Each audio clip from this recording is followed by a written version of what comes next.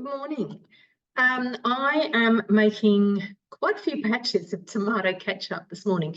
So just for your information, this time in March, a bit late for all the sauce and, you know, what tomato chutney and all that sort of thing, tomatoes, okay? A place I went to yesterday on Friday, they said they actually ran out of the last tray on Tuesday. So early March is better, okay? But what I did buy, I bought heaps and heaps. I've just realised I haven't chopped my tomatoes.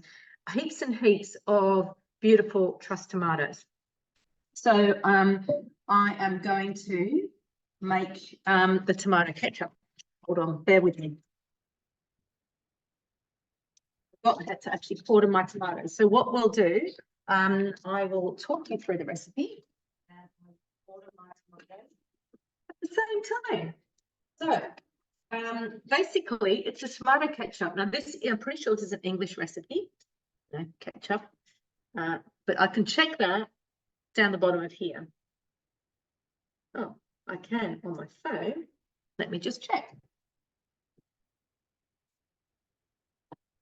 So it is in grams, so I know it's not an American recipe, but I'll just check on my cookie dough here. And I may be totally wrong, of course. Oh no, it's Australian. It's in the basic cookbook. All right, so it is the tomato ketchup.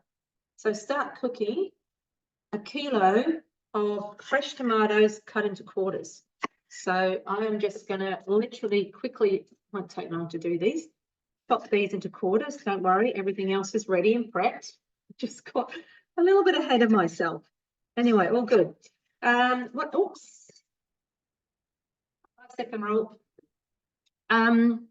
What else can I talk to you about? Oh, we have a little Zoom on Monday night. I will post up. It's all about meeting the amazing TM6. If you want to join us, I'm doing something that actually shows off the egg boiler, high heat, and rice cooker. Pretty awesome. All in one recipe. All right. There we go.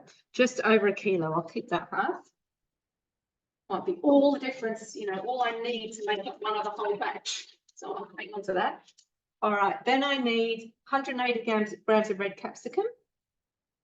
Put those in. I think I might have a little bit extra there too. Oh no, let's put that in. 187. 130 grams of red onion halved. Again, I've kept a little bit. Actually, I might chop that. So I've quartered mine. A very full bowl. Okay. 2 garlic cloves, big fat garlic cloves. And what I love about this ketchup, it's got chilli in it too. And it's not a strong chilli, but I've de-seeded. In fact, I probably won't de-seed the rest of them. 100 grams of white wine vinegar.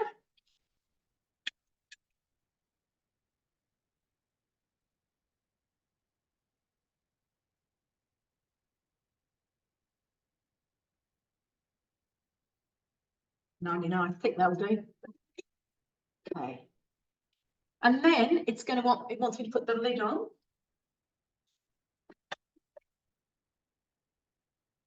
Got really ahead of myself, didn't I here? And then chop for 5 seconds on speed 7. Okay. So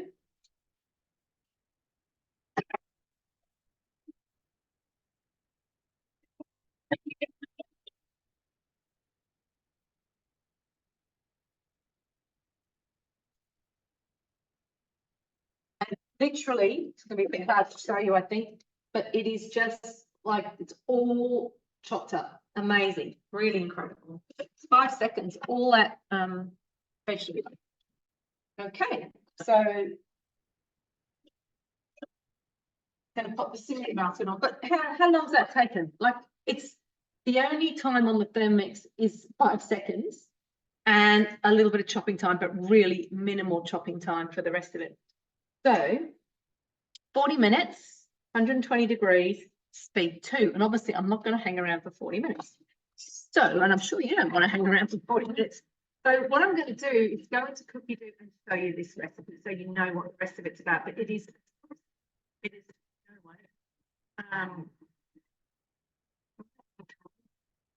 the right one. Okay, so it's in my week, which is here. Look at these. Make these today too. So I might put these on. Don't have to worry about any dough or anything like that for those. And I'm going to make them gluten-free. So tomato ketchup.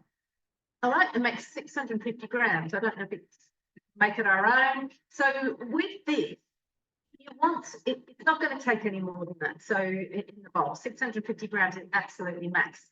But if you wanted to make it your own, it will go into Crowhead recipes and you could probably halve it. But honestly, I wouldn't bother.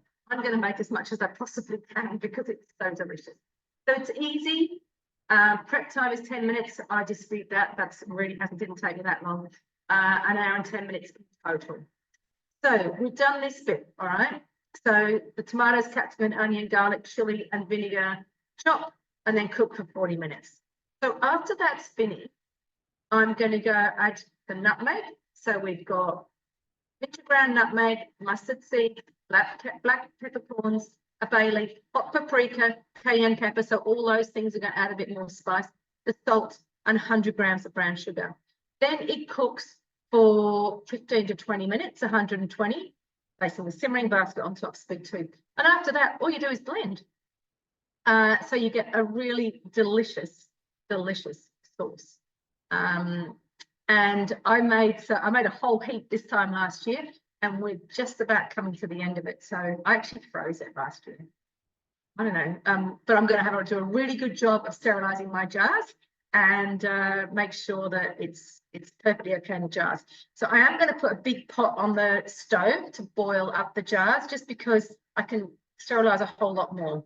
Otherwise, you can, not sure how, going to 120. It's going to go up and down this temperature, but if it was on Varoma temperature, you could use your Varoma and put the glasses in there, the jars in there to sterilize as well. But I will boil them on the stove, put them in the oven to dry out and just to warm up. So I'm putting hot sauce into a hot jar so I don't smash my glass doesn't explode when I put hot water into cold. And put the lid on. With this, some of them it says, so I made something the other day, which I make. It said to turn it upside. Oh, it was a strawberry jam. I made strawberry jam. It says to turn it upside down after you put the lid on, and I think that just helps seal everything in. But I'm just going to quickly show you on here. So remembering we've got preview. All right, you've got the preview mode, so we can click through there and see what else is what's coming up next. All right, to go back into the recipe, click the green button. You can also always remember 3 dots means you can access something. You can go recipe detail, and if you want to, instead of clicking through, you can go here and go, right, well, now I need to get out the nutmeg, the mustard seed, the peppercorns, etc. All right, again, continue. And if there's ever something that you need to weigh and you need to get to scales, there's 2 ways you can do it. Easiest way in a recipe is to go scales. Okay, and there they are, ready to go. Or the other thing you can do is bookmark the recipe, swipe, and put your scales up. The only thing is, sometimes when it's cooking, it flickers a little bit, but that's all perfect. So there's 2 ways that you can actually access your scales when you're in your recipe. Okay, so I'm going to let this do its thing. I might get my other Thermomix out and get another batch going in that one. Oh, that makes something different than the other one. Let's see. But I hope you had a great day, and honestly, I thoroughly recommend this. It's absolutely delicious. So it's the tomato ketchup and tomato sauce.